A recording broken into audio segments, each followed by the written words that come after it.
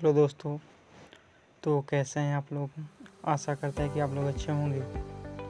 आज के इस वीडियो में हम लोग जानेंगे जितने भी सारे महत्वपूर्ण पद है भारत के, उनका नियुक्ति कौन करता है, उनका न्यूनतम आयु क्या है और शपथ कौन दिलवाता है, साथ ही में उनका कार्यकाल कितने वर्षों का होता है और वो किनको त्याग पद देते हैं। यानी कि इसी एक वीडियो में हम लोग टोटल इसको कवर करने वाले हैं। और ये जो टॉपिक है आपके किसी भी कॉम्पिटिटिव एग्ज़ाम में आप देख लेते हैं, इससे 1 से 2 क्वेश्चन देखने को मिल जाता है। यानी कि ये जो टॉपिक है आपके लिए बेहद ही इम्पोर्टेंट होने वाला है।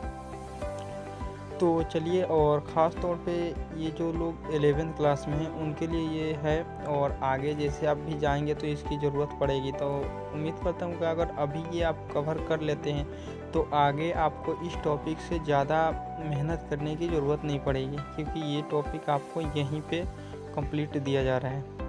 तो चलिए, ख़ास तौर पे और सबसे पहला जो है वो प्रधानमंत्री का पद। देखिए इसमें हम लोग क्या क्या जानेंगे। यानी कि जैसे ये पद हो गया प्रधानमंत्री, तो प्रधानमंत्री का नियुक्ति कौन करता है, प्रधानमंत्री का न्यूनतम आयु कितनी है होती है, और शपथ इनको कौन दिलवाते हैं, कार्यकाल कितने वर्षों, त्यागपत्र ये किनको देते हैं।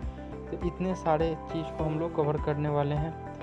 तो चलिए देखते हैं। पहला, प्रधानमंत्री का जो नियुक्ति है वो राष्ट्रपति के द्वारा की जाती है, और इनका जो न्यूनतम आयु है वो 25 वर्ष का होता है, और इनको शपथ कौन दिलवाता है, तो राष्ट्रपति, और इनका कार्यकाल 5 वर्षों का। और ये जो प्रधानमंत्री हैं वो अपना त्यागपत्र किसको देते हैं, तो राष्ट्रपति को देते हैं। तो देखिए ये इतने सारे पॉइंट जो है आपके लिए इम्पोर्टेंट है। अगला है मुख्यमंत्री। तो मुख्यमंत्री का नियुक्ति कौन करता है, राज्यपाल। मुख्यमंत्री का न्यूनतम आयु कितनी होती है, 25 वर्ष। और राज्यपाल का शपथ कौन दिलवाता है, तो यहाँ पे देखिएगा, मुख्यमंत्री को शपथ कौन दिलवाता है, तो राज्यपाल। मुख्यमंत्री का कार्यकाल कितने वर्षों का होता है, 5 वर्षों का। मुख्यमंत्री अपना त्यागपत्र किसको देते हैं, तो राज्यपाल को देते हैं। चलिए आगे हम लोग देखते हैं।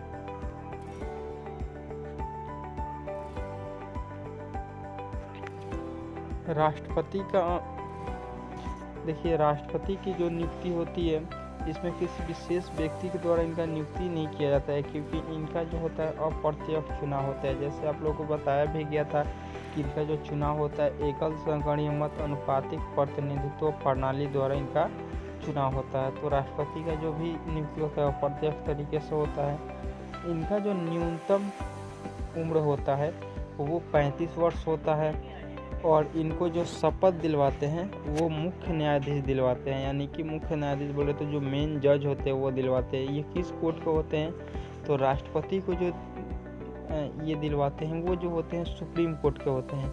इसको आप लोग नोट करते जाइएगा कि राष्ट्रपति को जो शपथ दिलवाते हैं वो मुख्य रूप से मुख्य न्यायाधीश होते हैं सुप्रीम कोर्ट के।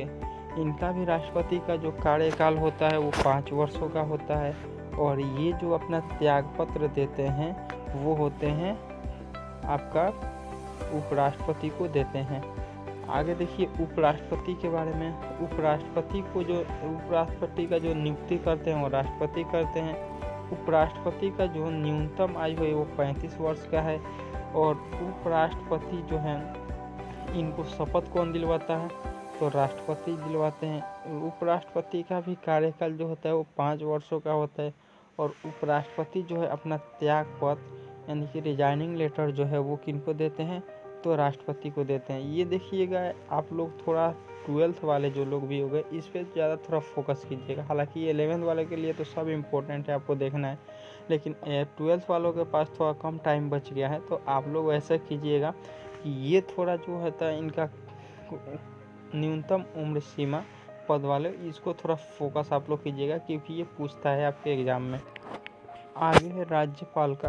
राज्यपाल ये भी बहुत इम्पोर्टेंट है। राज्यपाल की जो नियुक्ति होती है वो राष्ट्रपति के द्वारा की जाती है। इनका भी न्यूनतम आयु जो होता है वो 35 वर्ष का होता है, और इनको जो शपथ दिलवाते हैं वो मुख्य न्यायाधीश दिलवाते हैं, लेकिन इसमें जो होता है वो हाई कोर्ट के मुख्य न्यायाधीश इनको दिलवाते हैं।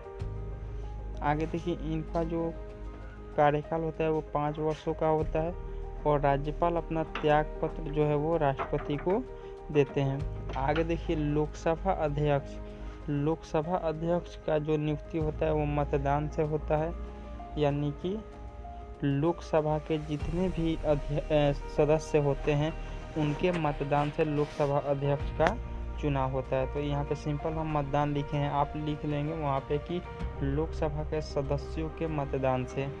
इनका जो होता है न्यूनतम उम्र सीमा जो होता है वो 25 वर्ष का होता है और ये जो होता है शपथ जो लेते हैं वो सांसद के रूप में लेते हैं, यानी कि जब ये संसद का सदस्य बनते हैं उसी समय ये जो होते हैं लोकसभा अध्यक्ष ये शपथ ले लेते हैं, तो इनको दोबारा शपथ नहीं दिलवाया जाता है। फिर इनका जो कार्यकाल होता है वो 5 वर्षों का होता है और ये जो लोकसभा होते हैं लोकसभा के अध्यक्ष ये अपना जो है त्याग पत्र उपाध्यक्ष को देते हैं, यानी कि लोकसभा के जो उप अध्यक्ष होते हैं उनको ये अपना त्याग पत्र देते हैं। अगला देखिए मुख्य न्यायाधीश हो गए, यानी कि एससी यहाँ पे देखिएगा शॉर्ट लिखे हैं, यानी कि सुप्रीम कोर्ट के जो मुख्य न्यायाधीश होते हैं यानी कि मेन जज होते हैं उनका जो नियुक्ति होता है वो राष्ट्रपति के द्वारा की जाती है।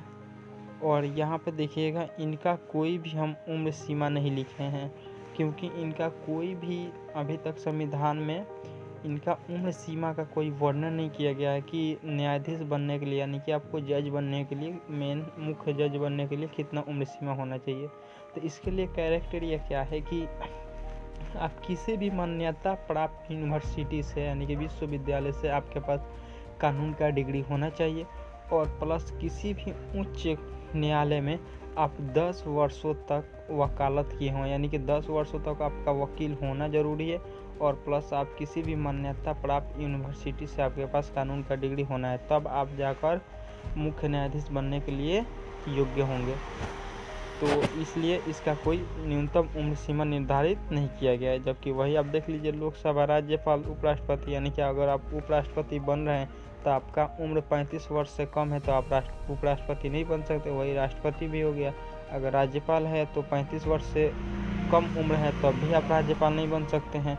लेकिन इसमें जो है इसमें कैरेक्टेरिया है, लेकिन ये भी तो नहीं है कि अगर वकालत की डिग्री आप लेते हैं तो 15 वर्ष में ही ले लेंगे, उसके लिए भी है। तो कुल मिलाकर अभी कोई इसका चर्चा नहीं किया गया। आगे देखिए मुख्य न्यायाधीश जो सुप्रीम कोर्ट के होते हैं इनको जो शपथ दिलवाते हैं वो राष्ट्रपति दिलवाते हैं। इनका जो कार्यकाल होता है, अब देखिएगा इनका ये बड़ा इम्पोर्टेंट है, ये पूछता है बार बार इनका कार्यकाल कितने वर्षों का होता है। तो इनका कार्यकाल निर्धारित नहीं किया जाता है।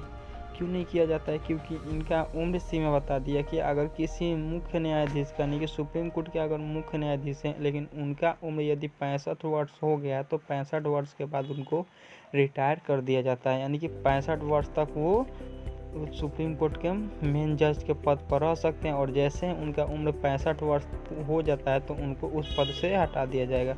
और ये जो मुख्य न्यायाधीश होते हैं अपना त्याग पत्र देते हैं वो राष्ट्रपति को देते हैं।